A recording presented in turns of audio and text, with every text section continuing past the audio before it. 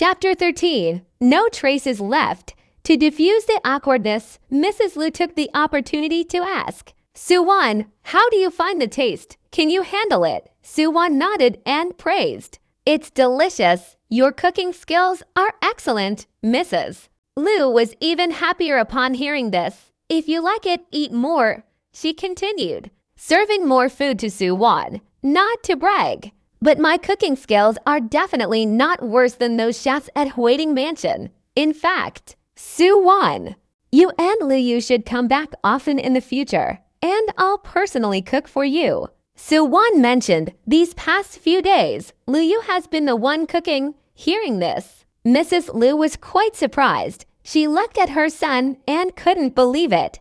You actually know how to cook. Lu Yu raised an eyebrow and casually replied, Is there anything I can't do? As he said this, he glanced at Su Wan, his eyes carrying a meaning as if referring to the previous lipstick incident. Su Wan pretended not to understand his gaze by sipping her soup. Unaware of the subtle exchange between them, Mrs. Lu turned to Lu Yu and said, It's been over 20 years, and I didn't know you could cook. In that case, come over to the old house in a few days and cook for me to see if your dishes are edible. She wanted to make sure her daughter-in-law's stomach wouldn't be upset. After dinner, Lu Yu was in the kitchen cutting fruits, while Mrs. Lu went to squeeze some orange juice. In the kitchen, Mrs. Lu glanced through the doorway at Su Wan, who was chatting with Lu Xiao, turning her gaze to Lu Yu. She warned, You better not mess around outside and create any messy scandals. Hold on to a good girl like Su Wan.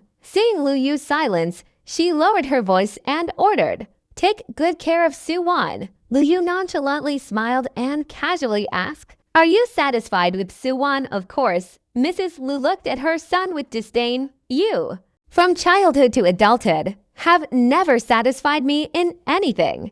It's only with your wife that you've had this lucky encounter. Lu Yu, that was quite harsh. After squeezing the juice, Mrs. Lu left, leaving Lu Yu alone in the kitchen. He really wanted to tell his mother, It's not your given appearance that made your daughter-in-law choose me. It's because of the noble background you provided me. Asterisk, asterisk, asterisk. On the way back to Huiting Mansion, Lu Yu asked Su Wan if she wanted to go on a honeymoon. Su Wan didn't answer that question. Instead, she said, I'm starting work. Lu Yu turned his head slightly, asking, When? Tomorrow. Su Wan replied. Lu Yu placed his hand on the steering wheel and remained silent.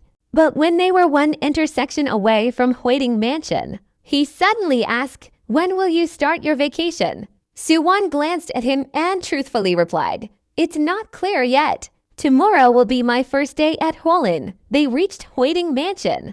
After parking the car neatly, Lu Yu held Su Wan's hand and headed for the bedroom. As they got closer to the bed, Su Wan held his hand, reminding him, Lu Yu, I'm going to work tomorrow. Tonight, she didn't want to fool around with him. Lu Yu stopped and pulled her into his arms, holding her slender waist, ready to kiss her. I know. That's why I plan to sleep and wake up early. Su Wan, as his lips approached, she instinctively turned her head, pressing her hand against his chest, trying to push him away. Don't be naughty, Lu Yu. He held her chin firmly, forcefully sealing her protest with a passionate kiss. He silenced all her objections with his lips when her body gradually relaxed. Lu Yu gently bit her lip and spoke softly. His voice was low, husky, carrying a hidden desire and temptation. Su Wan, since you'll be working tomorrow, let's practice our kissing skills while we have time. Su Wan wanted to resist by clenching her teeth, but he had kissed her so passionately that she felt weak all over, unable to resist Lu Yu's dominant advances. However, the so-called practice of kissing skills took an unexpected turn. While Su Wan was unaware, Lu Yu guided her onto the bed in the serene and warm room. Lu Yu released the soft and sweet lips, his kisses moving downward to her fair neck, until he bit into a tender spot and sucked hard. The sensation, both tingling and painful, snapped Su Wan's dazed thoughts back to reality. She instantly opened her eyes, her voice both tender and soft, making Lu Yu want to immediately imprison her in his embrace. Lu Yu, you can't leave marks on top. He couldn't help but hold her tightly. And as his lips descended to her neck again, he had already reduced his force. He lightly trailed his lips downward, leaving conspicuous and alluring hickeys where her clothes could conceal them. This round of teasing lasted from around 5 p.m. until well past 10 p.m. Su Wan felt as if she had been pulled out of water, her damp hair sticking to her face. The satisfied man carried the girl in his arms to the bathroom to freshen up. After they emerged from the bathroom, instead of taking her to bed, he brought her to the adjacent room. Su Wan lay on the mattress, feeling drowsy. Lu Yu used a hairdryer to gently dry her hair. The smooth strands of hair occasionally brushed against her half-closed eyes, giving her the appearance of a lazy and pampered goddess falling asleep. Unknowingly, Lu Yu's expression became focused and gentle, his gaze resembling vines of wild growth, slowly wrapping around the girl on the bed. After her hair was dry, Su Wan was on the verge of falling asleep.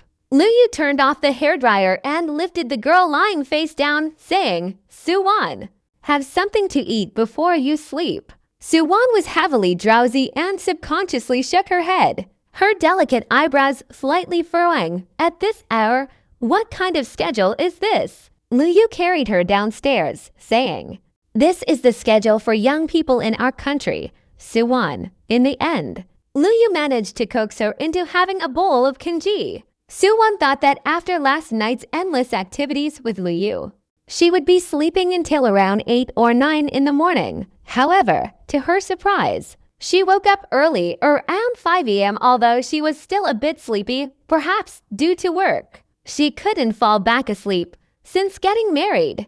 Lu Yu had been sleeping with Su Wan every night, holding her throughout the night. Even if she managed to wriggle out of his embrace in the middle of the night, he would chase after her and pull her back into his arms. It was the same this morning.